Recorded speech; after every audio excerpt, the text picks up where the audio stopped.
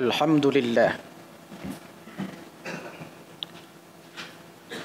Alhamdulillahilladzi hadana subulas salam wa afhamana bi syari'atin nabiyil kiram. Ashhadu an la ilaha illallah wahdahu la syarika lah, Zul jalali wal ikram. Wa ashhadu anna sayyidana Muhammadan abduhu wa rasuluh, la nabiyya ba'dah.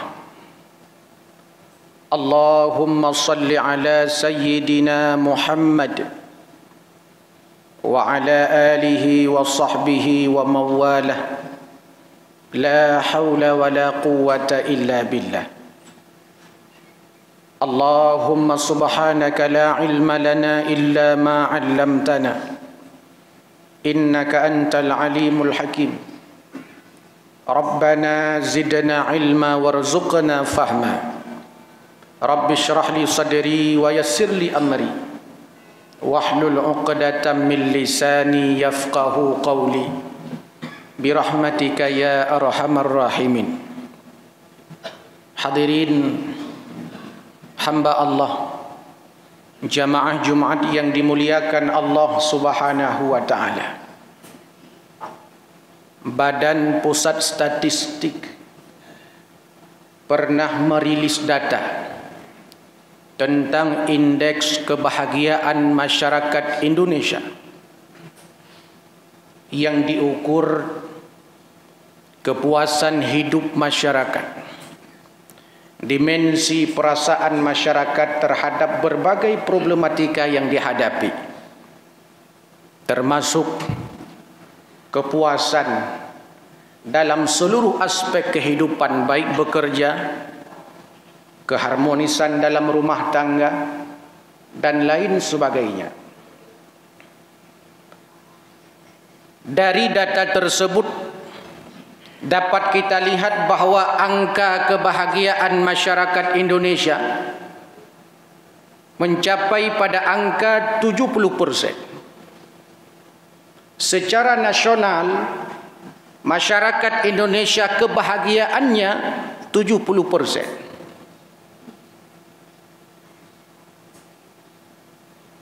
Bahkan yang hebat dari data tersebut, ketika diukur provinsi-provinsi paling bahagia di Indonesia ini, di antara provinsi paling bahagia, kalau seandainya kita berpikir mungkin provinsi paling bahagia itu Bali,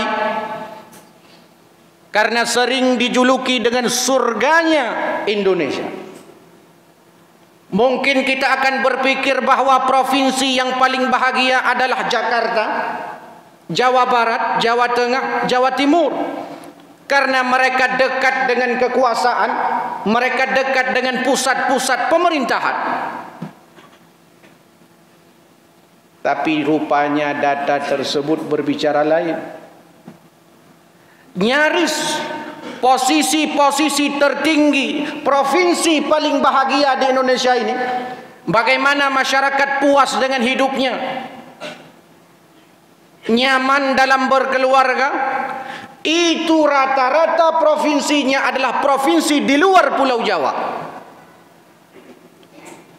Aceh salah satunya. Rupanya Aceh ini adalah provinsi paling dan di antara provinsi yang paling bahagia di Indonesia ini.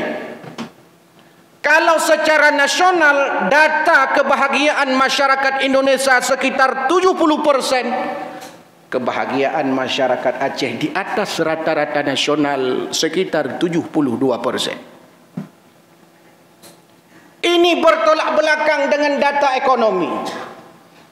Secara ekonomi hingga hari ini, provinsi kita ini masih tercatat menduduki provinsi ke-6 termiskin di Indonesia, provinsi nomor 1 termiskin di Sumatera, tapi bahagia. Rupanya kadang data ekonomi yang sifatnya materi berbeda jauh dengan data kebahagiaan yang sifatnya psikis, psikologis. ingin diberikan pengetahuan kepada kita, rupanya kebahagiaan itu tidak tunggal diukur oleh harta. Kebahagiaan itu rupanya tidak tunggal diukur dengan infrastruktur yang tersedia. Rupanya kebahagiaan itu tidak tunggal terukur dengan pangkat jabatan yang kita miliki. Karena kebahagiaan ini aspeknya batin, aspeknya ruhaniyah. Aceh boleh miskin tapi masyarakatnya bahagia. Duduk nongkrong dia di warung kopi, nggak pulang-pulang ke rumah, begitu bahagianya. Duit nggak ada, gaji pas-pasan, sempat nongkrong di warung kopi. Bahagia masyarakat Aceh ini walaupun miskin. Untuk apa kaya? Infrastruktur jalannya bagus, akses pendidikannya hebat, kualitas pendidikannya luar biasa, tapi masyarakatnya sengsara. Di antara provinsi paling sengsara di Indonesia ini, Jawa Barat. Padahal dekat dengan kekuasaan, infrastruktur luar biasa, kreativitas masyarakatnya hebat. Tapi Aceh miskin memang, tapi bahagia. Jamaah Jumat yang berbahagia. Maka dijelaskan rupanya indikator kebahagiaan itu bukan melulu soal materi, pangkat jabatan dan finansial, tapi soal spiritualitas dengan Allah Subhanahu wa taala. Kebahagiaan seseorang itu bisa diukur seberapa dekat dia dengan Allah. Bayangkan Aceh ini konflik 32 tahun, enggak ada orang gila. Hana urung pungo ino Aceh gara-gara konflik. Bahkan musibah tsunami 2004, 200.000 lebih orang kembali kepada Allah. Hana urung pungo gara-gara tsunami. Baru na urung pungo Aceh yo. Gara-gara itamong tabaya. Gara-gara itamong narkoba. Gara-gara ipiap ganja. Itulah sebabnya banyak orang gila di Aceh. Bayangkan berapa besar tsunami itu mengguncangkan dunia, menghebohkan, tidak bisa ditangani oleh bangsa kita sendiri. Mesti ada bangsa asing yang harus datang ke sini untuk memperbaiki dan membantu. Tapi hana ada dengar urung pungo gara-gara tsunami. Mereka hilang keluarganya, iya. Mereka hilang rumahnya, betul. Tapi tidak sampai kepada sikap yang gila. Baru sahabruna urung pungo Aceh. Kenapa? Karena memang orang Aceh ini kalau kita lihat data, memang tingkat spiritualitasnya, hubungan transendental dengan Allah Subhanahu wa taala begitu dekat. Ketika spiritualitasnya hebat, hubungan transendental kepada Allah bagus, hablum minallahnya luar biasa, menyebabkan orang Aceh ini syukur akan nikmat dari Allah. Dari 8 miliar manusia di permukaan bumi siang ini, hanya 2 miliar yang Islam beriman kepada Allah. Tidak sampai 50%. Hanya 2 miliar. 2 miliar yang Islam. Itu kalau diukur dari 2 miliar itu, berapa banyak yang paham Islam? Lebih sedikit lagi. Dari yang sedikit itu kalau diukur, berapa banyak yang salat? Lebih sedikit lagi.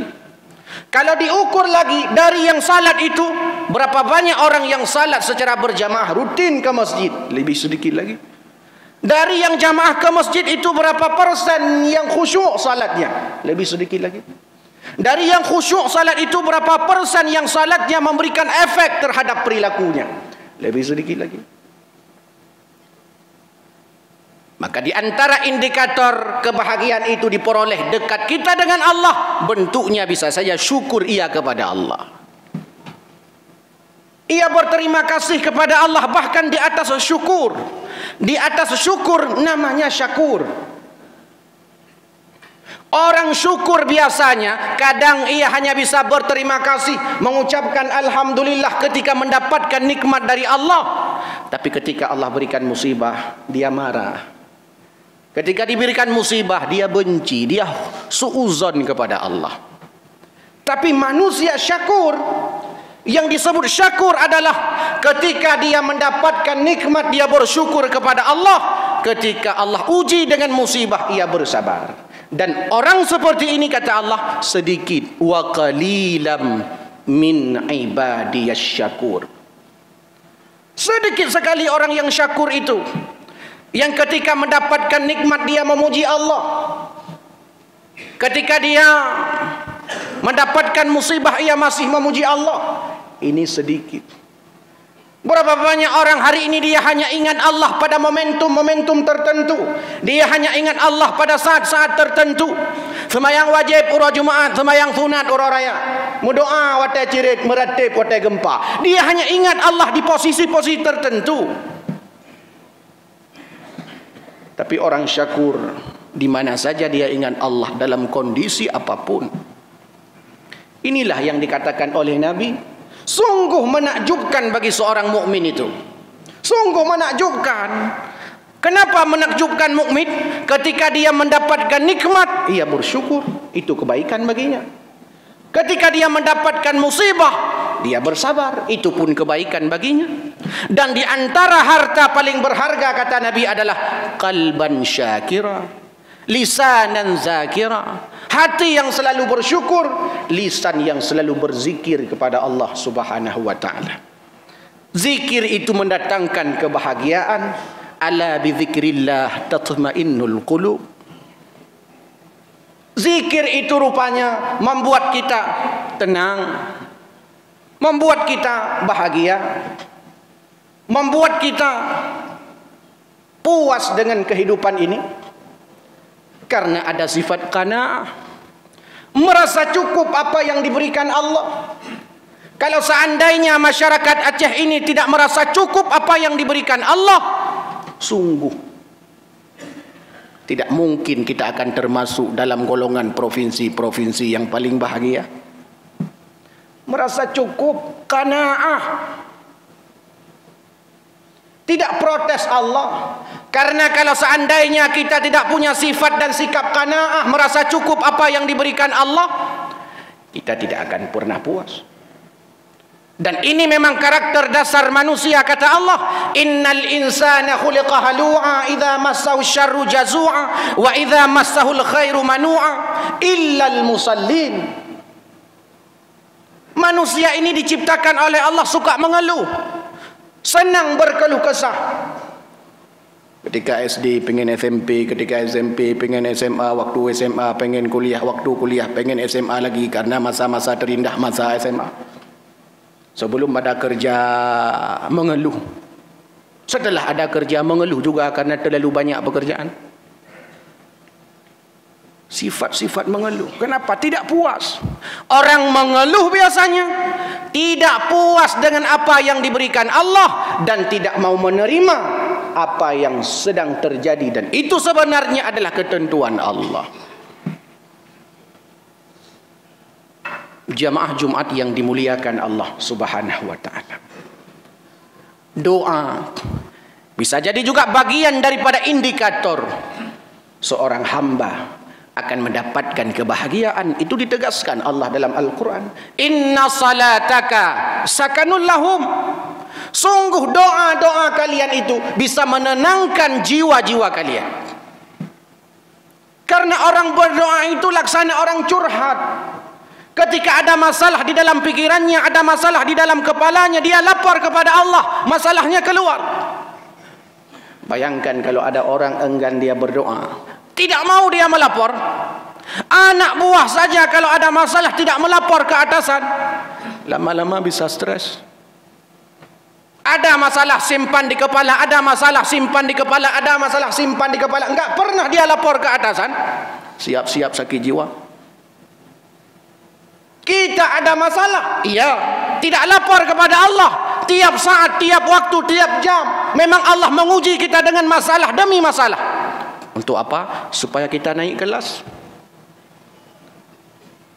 Tapi ketika tidak lapor kepada Allah, masalah itu numpuk di kepala. Nah, model-model urung ada kalanya di kaumnya ngukubah masalah lauleh.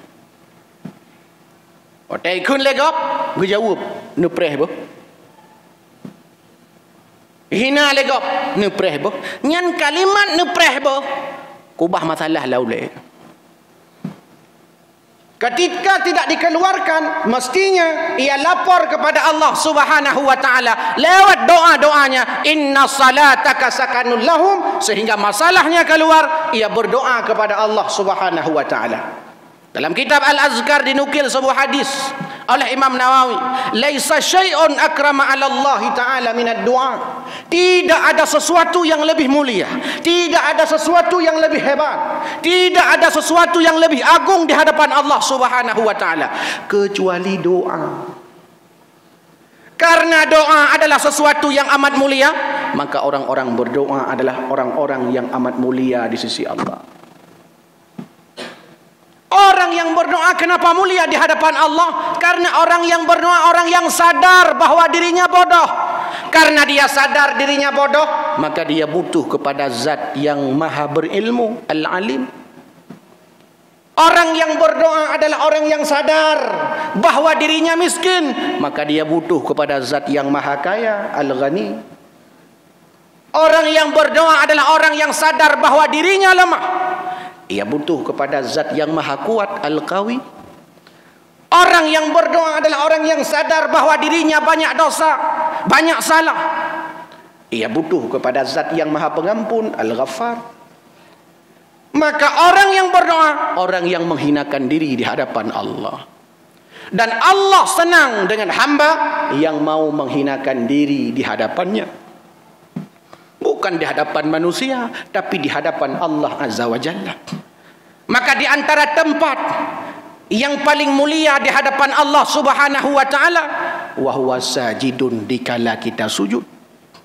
Kepala yang kita muliakan marah kalau kepala dipegang-pegang orang, marah kalau seandainya kepala ditapek orang. Tapi ketika sujud, kepala yang begitu mulia lebih rendah daripada kubul dan dubur kita. Allah senang dengan hambanya yang selalu berdoa. Bahkan di antara yang dianjurkan Nabi SAW untuk mengulang-ulang permintaan kepada Allah, mengulang-ulang doa. Ulang-ulang doanya. Allah semakin kita banyak mengulang doa kepadanya, berulang-ulang doa-doa itu yang kita panjatkan kepada Allah, Allah semakin senang. Inilah beda kita minta kepada Allah dengan kepada minta manusia. Minta kepada manusia, satu kali kita minta, dia kasih. Dua kali kita minta, dia berikan. Tiga kali kita minta, masih dia berikan. Tapi 4 kali, 5 kali, 6 kali, 7 kali, 8 kali, kurang kali, 10 kali, dalam kem, daibi. Haibi bengeh katanya, mai merempok hai timli. Tak telefon haibut api. Tapi kepada Allah, semakin sering kita minta, Allah semakin senang. Orang yang berdoa adalah orang yang paling dekat dan mulia di hadapan Allah. Sebaliknya, orang-orang yang tak pernah berdoa, orang-orang yang enggan berdoa, orang-orang yang tidak mau berdoa kepada Allah Subhanahu wa taala, orang itu sudah merasa dirinya hebat. Padahal tidak. Merasa tagai hebat, hebat hana. Dia sudah merasa dirinya suci, padahal kotor. Dia sudah merasa dirinya kuat, padahal lemah. Dia merasa dirinya pintar, padahal bangai. Itu orang yang tidak mau berdoa. Jamaah Jumat yang dimuliakan Allah Subhanahu wa taala, khatib hanya ingin berpesan kepada diri pribadi dan kepada seluruh jamaah sekalian. Indikator kebahagiaan itu sifatnya batiniyah. Dia harus diberikan asupan-asupan batiniah. Untuk mendapatkan kebahagiaan rohani, harus diberikan makanan-makanan rohani. Tidak bisa untuk mendapatkan kebahagiaan batiniah mendengar-dengar lagu dan dengar hiburan. Pelawak, cerai dengan keluarga. Pekerjaannya melawak. Tidak harmonis dalam keluarga. Stres. Sehingga hisab sabu. Kenapa? Karena tidak bahagia. Walaupun pelawak. Kenapa? Karena kebahagiaan itu aspeknya batin, maka harus diberikan asupan-asupan batin. Di antaranya adalah syukur, zikir, berdoa kepada Allah Subhanahu wa taala setiap saat dan setiap waktu. Amin ya rabbal alamin.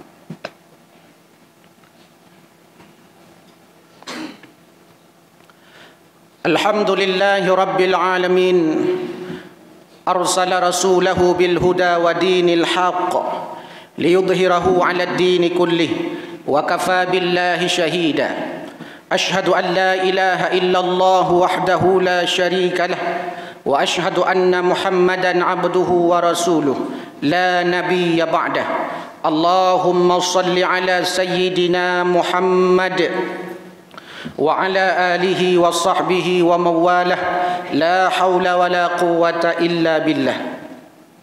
أما بعد فيا عباد الله اتقوا الله حق تقاته ولا تموتن إلا وأنتم مسلمون. وقال الله تعالى في كتابه الكريم أعوذ بالله من الشيطان الرجيم بسم الله الرحمن الرحيم يا أيها الذين آمنوا اتقوا الله حق تقاته ولا تموتن إلا وأنتم مسلمون. بارك الله لي ولكم في القرآن العظيم ونفعني وإياكم بما فيه من الآيات وذكر الحكيم وتقبل مني ومنكم تلاوته إنه هو السميع البصير.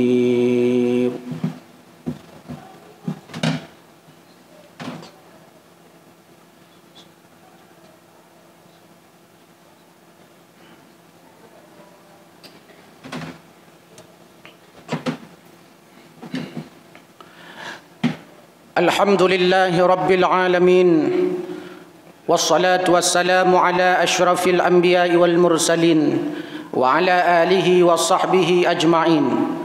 أشهد أن لا إله إلا الله وحده لا شريك له وأشهد أن محمدا عبده ورسوله لا نبي بعده. اللهم صل على سيدنا محمد وعلى آله وصحبه أجمعين ومن تبعهم بإحسان إلى يوم الدين. أما بعد فيا عباد الله أوصيني وإياكم بتقوى الله فقد فاز المتقون. أعوذ بالله من الشيطان الرجيم بسم الله الرحمن الرحيم قل هو الله أحد الله الصمد لم يلد ولم يولد ولم يكن له كفوا أحد إن الله وملائكته يصلون على النبي يا أيها الذين آمنوا صلوا عليه وسلموا تسليما. اللهم اغفر للمسلمين والمسلمات والمؤمنين والمؤمنات الأحياء منهم والأموات إنك على كل شيء قدير. اللهم اغفر لنا ذنوبنا ولوالدينا وارحمهما كما ربيانا صغيرا. ربنا ظلمنا أنفسنا وإن لم تغفر لنا وترحمنا لنكونن من الخاسرين.